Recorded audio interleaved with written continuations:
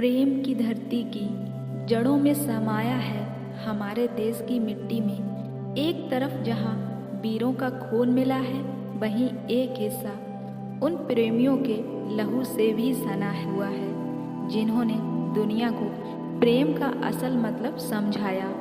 प्रेम करना भले ही आसान हो सकता है, मगर इसे निभाना आसान नहीं। प्रेम ने हमेशा प्रेमियों से बलिदान मांगा है और इसी बलिदान ने प्रेम को हमेशा के लिए अमर कर दिया है। ऐसे ही बलिदानों ने इतिहास के पन्नों पर अपने खून से लिखी है कुछ प्रेम कहानियाँ, जो ये बात चीख चीख कर बताती है कि प्रेम ठंडे पानी का चश्मा नहीं बल्कि दहकते आग का दरिया है। कभी ये प्रेम तपते रेगिस्तान में जला है तो कभी दीवारों में चुनवाया गया है, मगर जितनी भी बार इसे दबाने की कोशिश की गई है, इतिहास ने उतने ही स्पष्ट अक्षरों में इनकी कहानी अपने सीने पर लिखी है। तो चलिए आपको बताते हैं कुछ ऐसी ही प्रेम कहानी के बारे में जो अधूरी रहकर भी पूरी हो गई। कहानी को शुरू करने से पहले अगर आप हमारे चैनल पर नए हैं तो चैनल को सब्सक्राइब जरूर कर देना, साथ ही बेल आइकन को प्रेस करके ऑल पे क्लिक कर देना, जो ऐसी ही खूबसूरत कहानी आपको मिलती रहे। यह कहानी रेगिस्तान से शुरू होती है।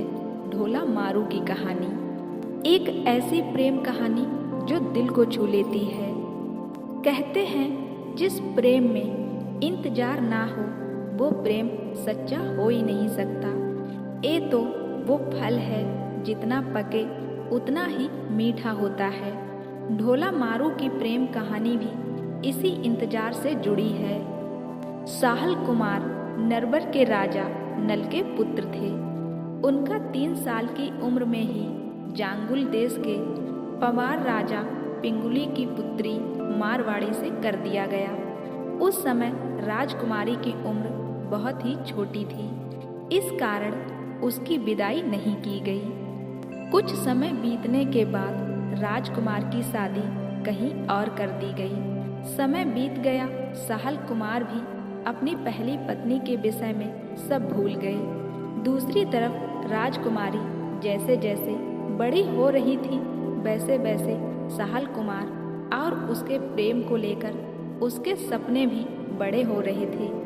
इधर राजकुमारी के पिता ने पहले कई बार पुत्री की विदाई के संबंध में नरबर राज्य को बहुत बार संदेश भेजे थे, लेकिन उधर से कोई जवाब नहीं आया था। लेकिन राजकुमार की दूसरी पत्नी ने उस देश से आने वाले हर संदेश वाहक की हत्या करवा दी थी। राजकुमार अपने बचपन की शादी को भूल चुके थे, लेकिन दूसरी रानी इस बात को जानती थी। उसे डर था कि राजकुमार को सब याद आते ही वे दूसरी रानी को छोड़कर चले जाएंगे, क्योंकि पहली रानी बेहद खूबसूरत थी।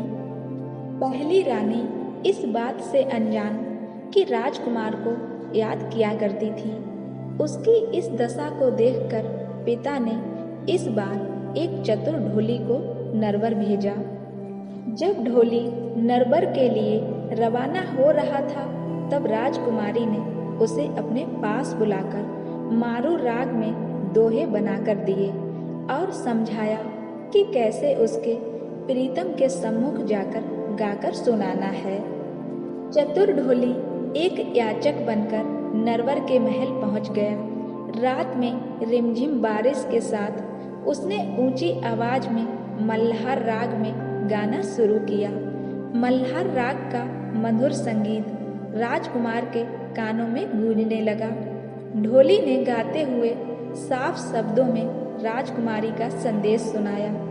गीत में जैसे ही राजकुमार ने राजकुमारी का नाम सुना, उसे अपनी पहली शादी याद आ गई। ढोली ने बताया कि उसकी राजकुमारी कितनी खूबसूरत है और उसके वियोग में है।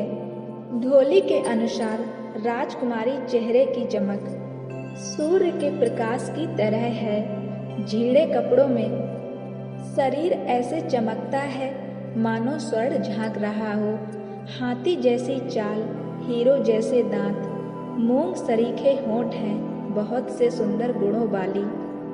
क्षमाशील, नम्र व कोमल है, गंगा के पानी जैसी गोरी है। उसका मन और तन श्रेष्ठ है, लेकिन उसका साजन तो जैसे उसे भूल ही गया है और लेने नहीं आता। सुबह राजकुमार ने उसे बुलाकर पूछा तो उसने राजकुमारी का पूरा संदेश सुनाया। आखिरकार साहिल कुमार ने अपनी पहली पत्नी को लाने का निश्चय किया, पर उसकी दूसरी पत्नी मालबड़ी ने उसे रोक दिया। उसने कई बहाने बनाए, पर मालबड़ी हर बार उसे किसी तरह रोक देती। आखिरकार एक दिन राजकुमार एक बहुत तेज चलने वाले ऊंट पर सवार होकर अपनी प्रीतमा को लेने पुंगल पहुंच गया। राजकुमारी अपने प्रीतम से मिलकर खुशी से झूम उठी। दोनों ने पुंगल में कई दिन बिताए। एक दिन जब दोनों ने नरवर जाने के लिए राजा पिंगल से विदा ली, तब जाते समय रास्ते के रेगिस्तान में राजकुमारी को सांप ने काट लिया, पर शिव पार्वती ने आकर उसको जीवन दान दिया। लेकिन इसके बाद उनका सामना उमरा सुमरा में हुआ, जो साहिल कुमार को मारकर राजकुमारी को हासिल करना चाहता था।